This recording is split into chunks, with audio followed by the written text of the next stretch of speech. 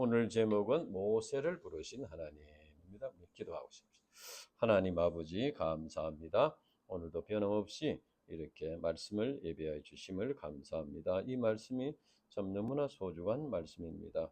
너무나 깊은 진리를 우리가 사람의 지혜로서는 다 깨달아 알 수가 없습니다. 성령께서 도와주시고 이 시간에 말씀하여 주시옵소서. 예수님 이름으로 기도합니다. 아멘.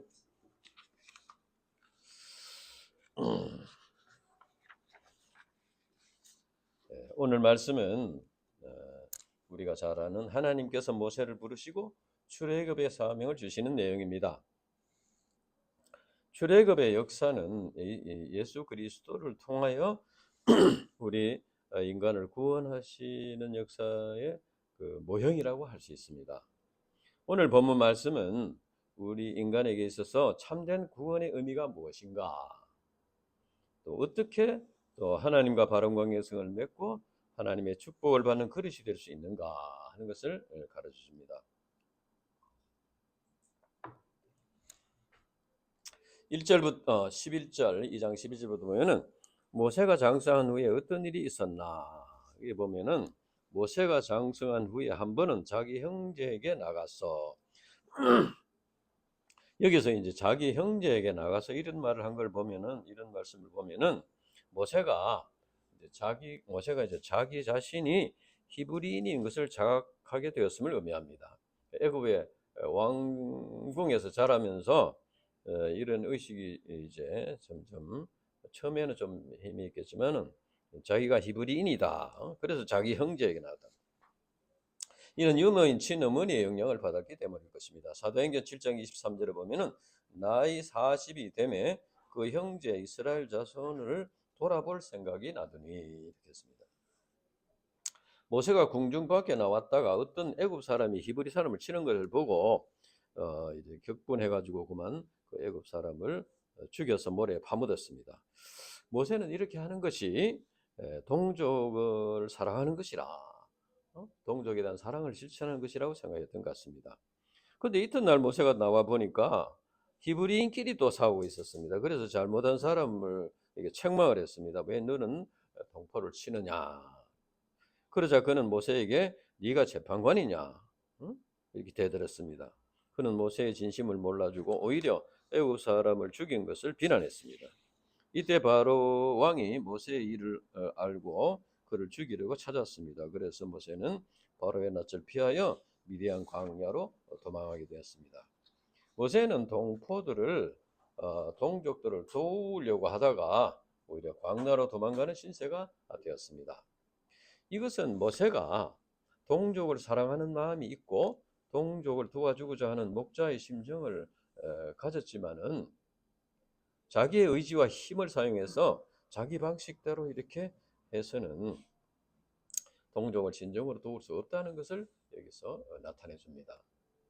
이것은 우리가 캠프에서 양들과 불신 가족들에게 대해서 사랑하는 마음을 가지고 목자의 심정을 가지고 그들이 구원받도록 돕고자 하더라도 자기의 의지나 자기의 열심이나 자기의 힘으로 하는 이런 자기 방식대로 해서는 참된 도움을 줄 수가 없다 하는 것을 가르쳐 주는 것입니다.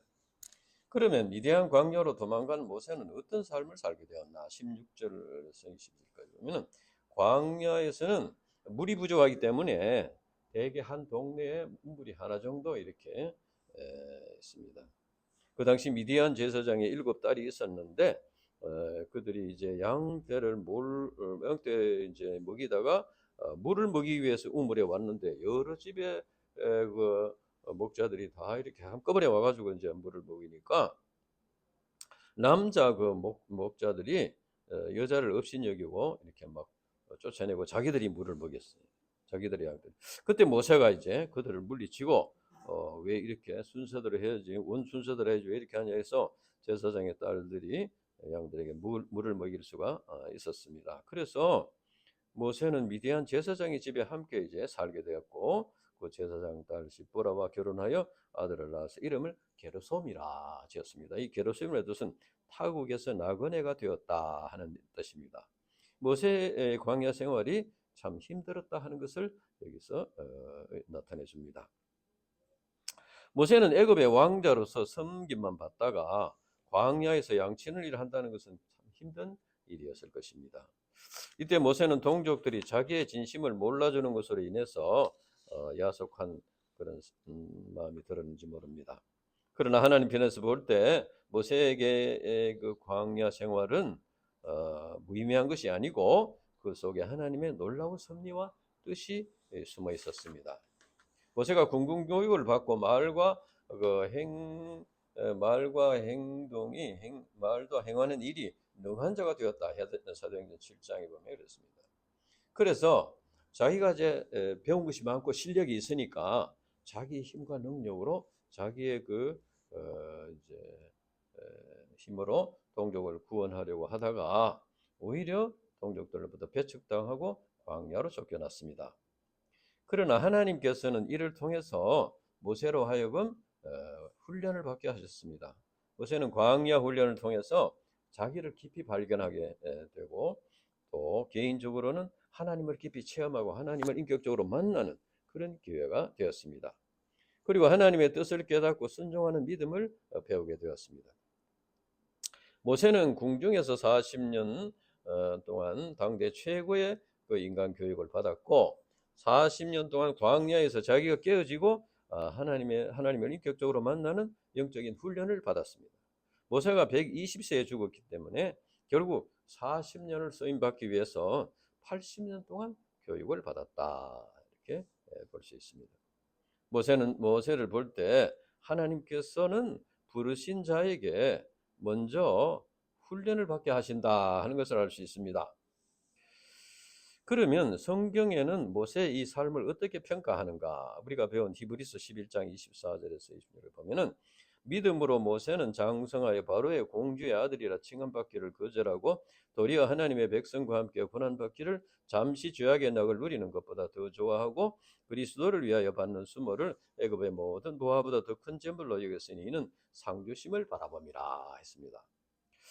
모세가 비록 처음에 자기의 의지와 능력으로 이스라엘 백성들을 돕고자 하다가 실패하기는 했지만은 성경은 모세의 그 한 평생의 삶을 이렇게 평가를 하기를 바로의 공주의 아들로서 부귀영화를 누리기보다는 하나님의 백성과 함께 고난받기로 결단한 삶이었다. 이렇게 평가를 했습니다. 히브리서 기자는 이것을 그리스도를 위하여 받는 수모라고 했습니다. 이는 곧 예수 그리스도께서 인간을 구원하기 위해 하늘 보좌를 버리고 이 세상에 오셔서 멸시와 조롱을 당하시며 십자가에 죽으신 것과 같이 모세가 이스라엘 백성들을 구원하기 위해서 애굽의 모든 부귀 영화를 버리고 이스라엘 백성과 함께 고난받기로 결단을 했다 한 것입니다. 이것은 하나님의 구속 역사를 이루는 데는 이 세상에서 누리는 어떤 특권, 그런 자기 자존심, 특권 이런 것을 내려놓는 희생이 필요하다 하는 걸 가르쳐 줍니다. 우리가 캠퍼스 양들과 불신 가족들에게 예수 그리스도의 복음을 전파하는 사명을 감당하는 데는 자기가 이 세상에 누리는 그 자기의 권리와 자존심이나 이런 걸 버리고 자기를 부인하고 자기 십자가를 지는 희생이 필요하다는 것입니다.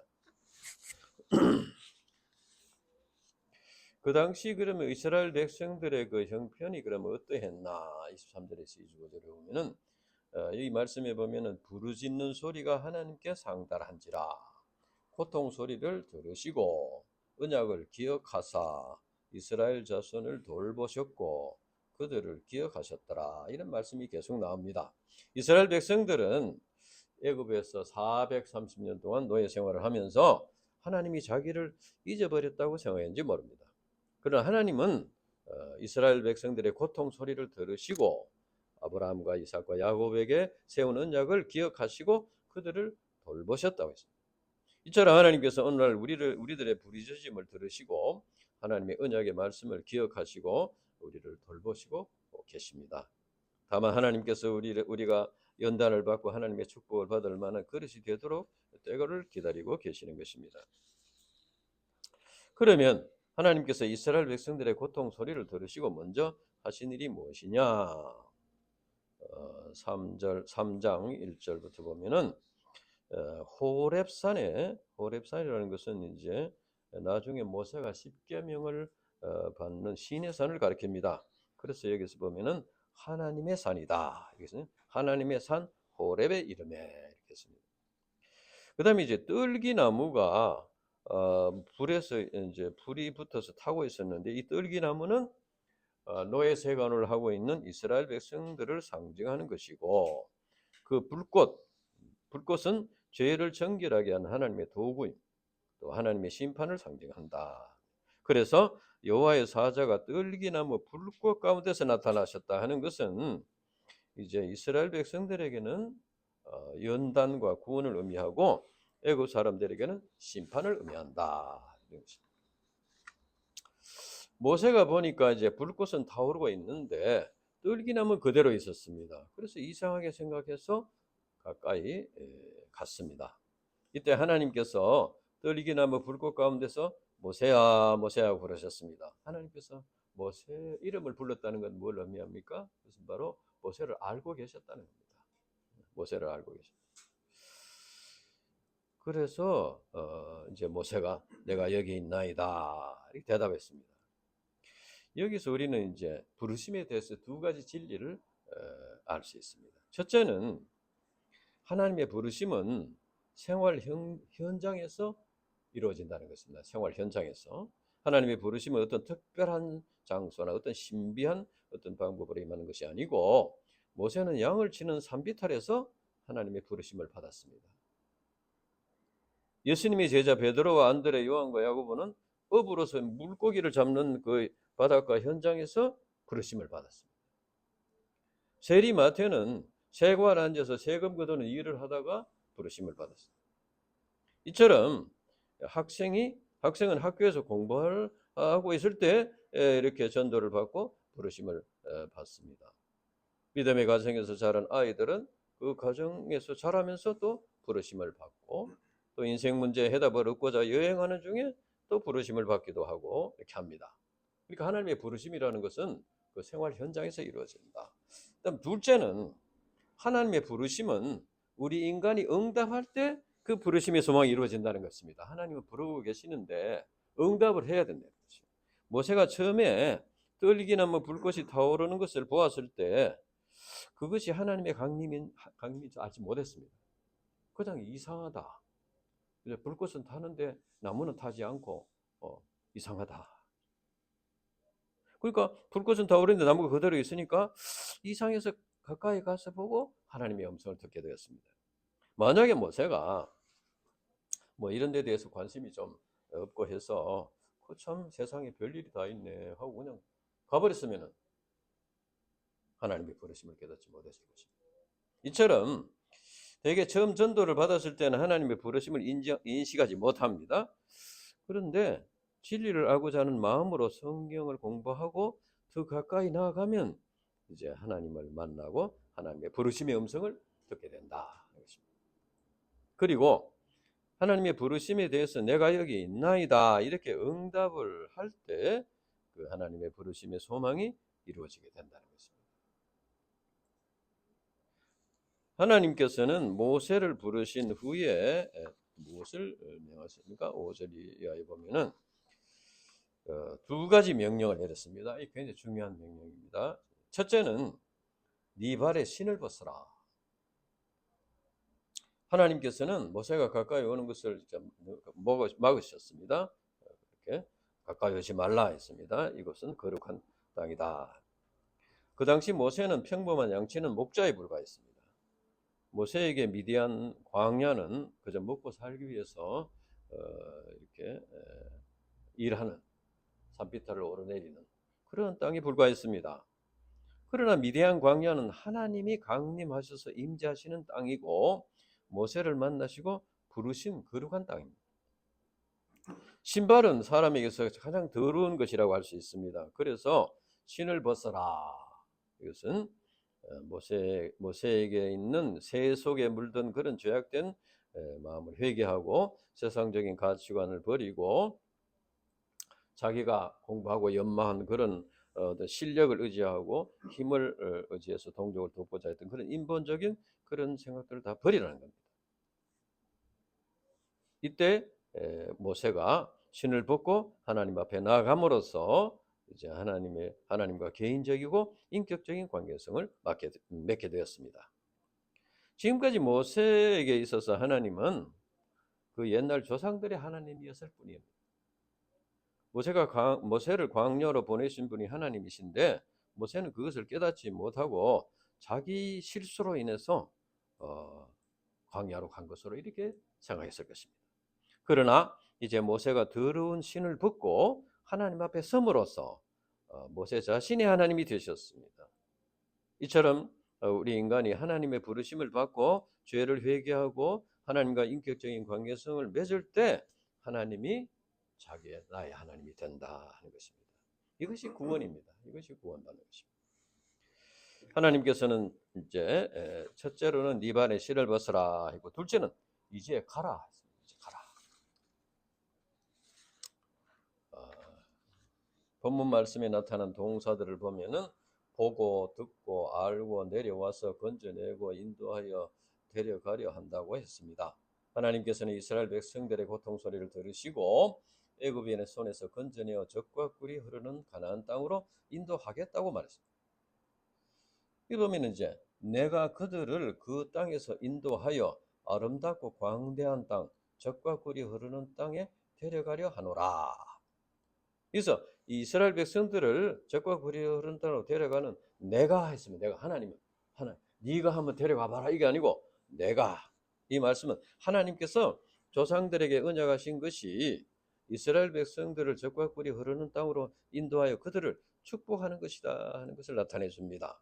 즉 하나님께서는 이스라엘 백성들을 축복하기 위해서 모세를 부르셨다. 그래서 하나님께서는 모세에게 이제 가라고 명하셨습니다. 이것은 애굽에서 노예 생활을 하고 있는 이스라엘 백성들에게 가라는 말이고, 또 애굽의 바로 왕에게 가서 도전을 해라. 이스라엘 백성들을 인도해내겠다고 도전하라는 것입니다. 40년 전에 모세는 단순히 자기 동족을 사랑하는 마음으로 억울하게 노예 생활을 하고 있는 것을 불쌍하게 생각해서 그들을 도와주려고 했습니다. 그러나 출애굽의 역사는 단순한 무슨 노예 해방 운동이 아니고 아브라함과 이삭과 야곱의 이제 야곱에게 하신 그 언약을 하나님께서 이루시는 것입니다.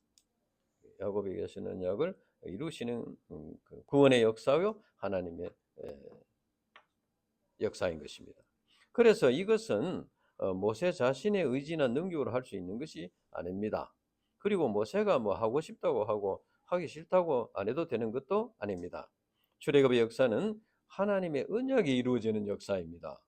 그리고 그 하나님의 언약이 이루어지는데 모세를 서시기 위해서 하나님께서 부르셨습니다. 그래서 하나님의 뜻을 따라서 그 부르심에 순종하여 감당해야 하는 것입니다.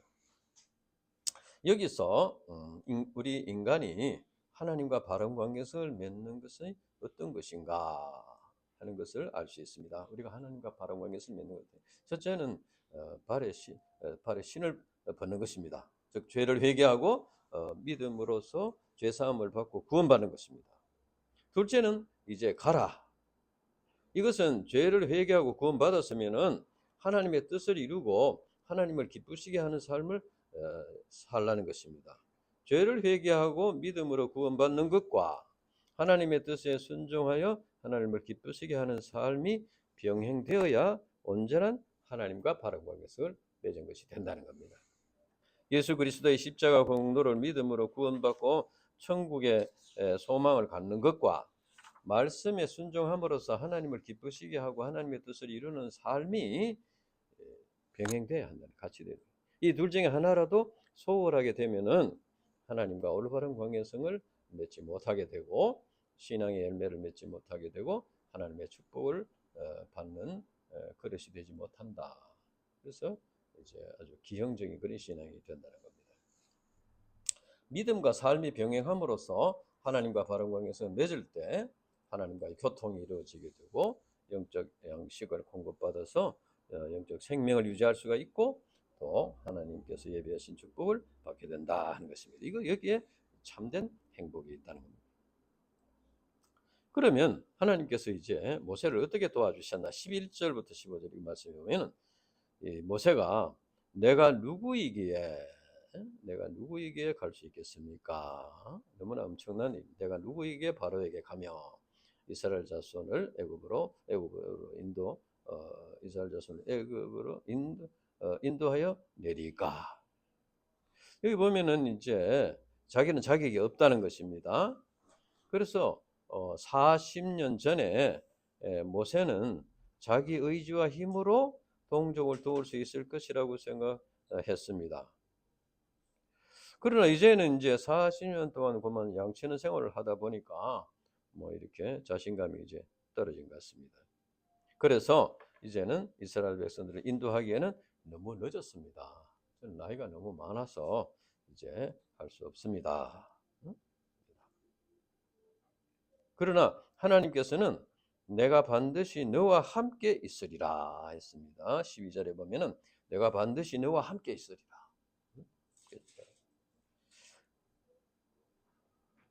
그리고 친히 출애굽 역사를 이루심으로써 모세를 보내셨다는 증거를 보여주겠다고 했습니다. 네가 이스라엘 백성들을 이끌어내는 것 내므로써, 그래서 하나님이 너를 보내셨다는 증거를 보여주겠다. 모세는 하나님께서 자기와 함께 하신다는 말씀을 듣고 힘을 얻었을 것입니다. 그러나 모세는 40년 전에 동족들부터 배척을 받았기 때문에 그것이 늘 마음에 걸렸던 것 같습니다. 그래서 이스라엘 자손들이 너를 보낸 하나님의 이름이 무엇이냐? 그렇게 물으면은 어떻게 대답할까요? 그렇게 물었습니다. 이것은 누가 너를 우리에게 보내서 왔느냐? 너는 무슨 자격으로 왔느냐? 그런 질문입니다.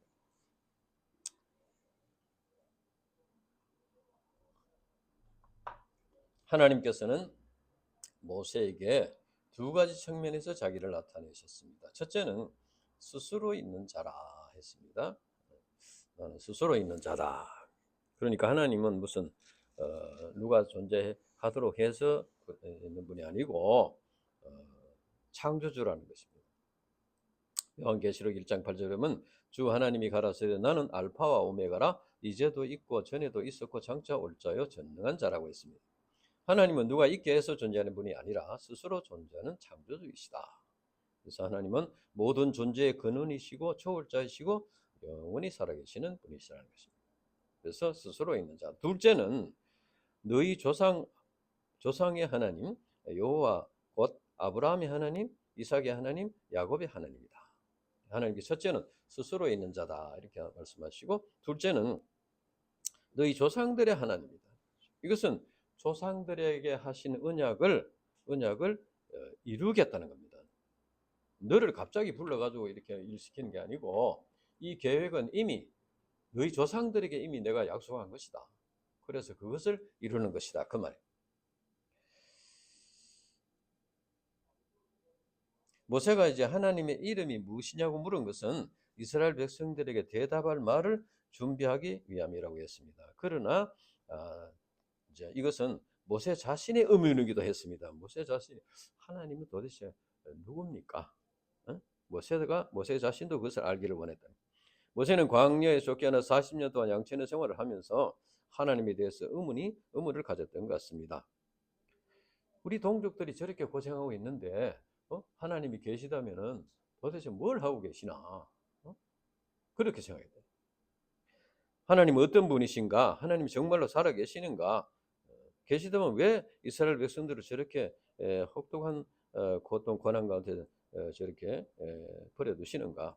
하나님께서 이런 모세에게 스스로 계시는 창조주 하나님이심을 말씀하시고 아브라함과 이삭과 야곱에게 언약하신 말씀을 친히 이루시는 분임을 말씀하였습니다. 이처럼 하나님의 부르심을 받고 사명을 받은 자들은 하나님이 어떤 분인가를 깨닫는 것이 굉장히 중요합니다. 자기를 부르신 분이 어떤 분인가 깨달아야 됩니다. 내가 믿는 하나님, 나를 구원하시고 나를 부르신 하나님, 내게 사명을 주신 하나님이 어떤 분인가에 대한 확신이 있어야 합니다. 우리를 부르신 하나님은 창조주 하나님이시고 언약을 성취하시는 섭리의 하나님이시고 구원의 하나님이시다 하는 것입니다. 이제 하나님께서 모세에게 출애굽의 사명을 구체적으로 이제 감당할 것입니다. 16절에서 20절까지 보면은 적과 꿀이 흐르는 가나안 땅은 하나님께서 이스라엘 민족의 조상 아브라함과 이삭과 야곱에게 언약하신 땅입니다. 이제 하나님께서는 모세를 통해서 이 언약을 이루고자 하십니다. 그래서 이스라엘 백성들에게 가서 출애굽의 역사를 이루실 하나님의 뜻을 말하고 그들과 함께 바로에게 가서 이제 하나님의 뜻을 전하라고 명하셨습니다. 그런데 여기 보면은 마지막 절에 보면은 이스라엘 백성들이 애굽에 나올 때에 은폐물, 금폐물, 의복을 얻어서 나올 것이라고 말씀하셨습니다. 이것은 이제 하나님께서 이스라엘 백성들이 광야를 거쳐서 광야를 지나서 가나안 땅까지 들어가는데 필요한 것을 채워주시는 것입니다. 이것이 현실적인 축복입니다. 이것을 현실적인 축복이라고 할 수 있습니다. 그러니까 이제 그 축복은 하나님의 우리 축복은 이제 두 가지로 생각할 수 있습니다. 하나님의 축복, 하나님께서는 이제 축복을 주시는데 첫째는 궁극적인 축복으로서 영적인 축복입니다. 구원과 천국의 소망입니다. 그리고 두 번째는 이 세상에서 얻게 되는 일시적인 이제 현실적인 축복입니다. 이것은 영적인 축복이 이루어지기까지 이 땅에서 삶을 사는데 필요한 것, 먹을 것, 입을 것, 거주할 것을 채워주시는 것입니다. 그러니까 이제 애굽 사람들이 이스라엘 백성들이 애굽에서 나와서 이제 가나안 땅에 들어가는데 이것은 바로 오늘날 우리들이 천국에 들어가는 것과 같습니다. 근데 이스라엘 백성들이 가나안 땅에 들어가는데 그냥 뭐 며칠 만에 쑥 들어간 게 아니고 광야 40년을 거쳐서 들어갔습니다. 우리들도 광야와 같은 이 세상에서 훈련을 받고 하나님을 깨닫고 이렇게 해서 성화를 이루고 하나님 나라에 들어가는 것입니다. 그 사는 날 동안에 필요한 것을 주신다는 겁니다. 그것은 바로 먼저 그의 나라와 그 일을 구하라. 그리하면 너희가 이 모든 것을 너희에게 주실 것이라는 말씀인 것 같습니다. 이제 이상에서 오늘 우리 본문 말씀은 구원의 역사에 필요한 중요한 진리를 가르쳐 줍니다. 첫째는 하나님께서 사람을 부르시고 그를 통해서 구원의 역사를 이루신다는 것입니다. 하나님께서는 구원의 역사를 이루시는데 사람을 통해서 하나님께서 전능하시기 때문에 뭐 그냥 이렇게 하나님이 뭐 하루아침에 구원할 수도 있습니다. 그런데 하나님께서는 너의 백성 이스라엘을 구원하기 위해서 모세를 부르셨듯이 이제 복음의 일꾼들, 복음의 제사장들을 부르시고 그들을 통해서 구원의 역사를 이루신다. 그러니까 하나님께서는 전능하시지만 혼자서 일하시지 않고 연약한 인간들을 동역자로 세우시고 구원의 역사를 이루신다는 것입니다. 바로 이렇게 오늘날 하나님께서는 부족한 우리들을 통해서 구원의 역사를 이루기를 원하신다. 이것은 그 구원의 역사를 이루면서 우리들에게 하나님이 어떤 분인가를 깨닫게 해주신다는 겁니다. 하나님이 어떤 분이신가. 둘째는 하나님께서 사람을 부르시고 구원하시는 목적이 자신을 깨닫게 하고 축복하기를 원하신다 하는 것입니다. 축복하기를 원하신다. 그러니까 하나님께서 우리를 부르시는 것은 우리를 축복하기 위함이다. 우리 빌립보서 3장 14절 한번 읽어보겠습니다. 빌립보서 3장 14절.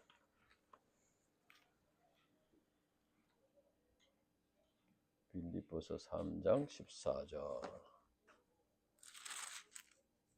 같이 읽어봅시다. 시작. 표대를 향하여 그리스도 예수 안에서 하나님이 위에서 부르신 부름의 상을 위하여 달려가노라. 자, 이것은 하나님이 위에서 부르신 부름의 상이 있다는 겁니다. 부름의 상. 그러니까 부르심이라는 것은 일만 시키는 게 아니고 부름의 상이 있다는 거예요. 상.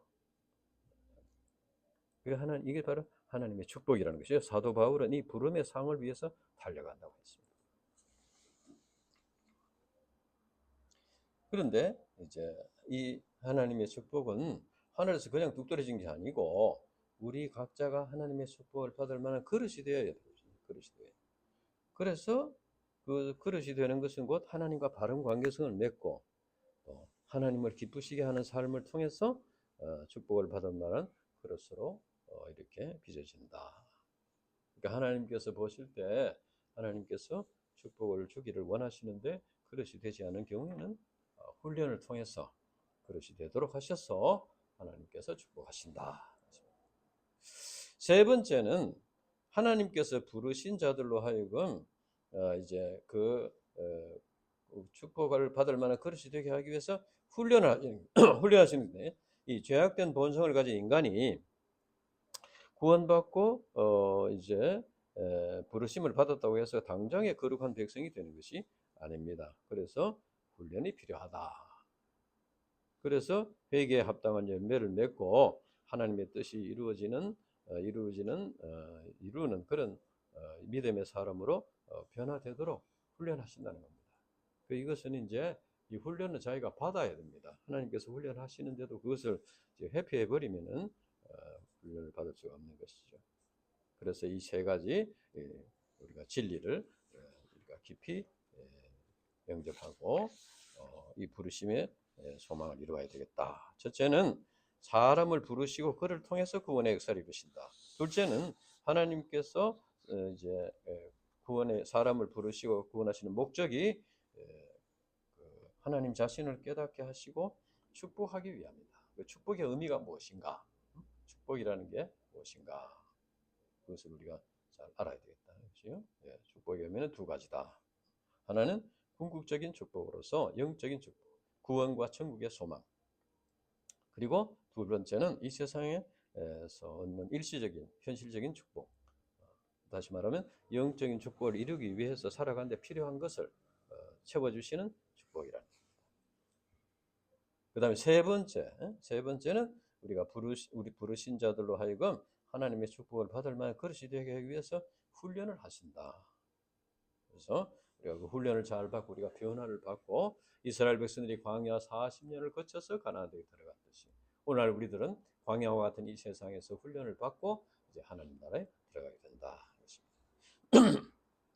말씀을 우리가 통해서 하나님의 부르심의 의미를 깊이 깨닫고 하나님의 참된 축복을 누리는 그런 종들이 되어야 되겠습니다. 기도하고 마치겠습니다.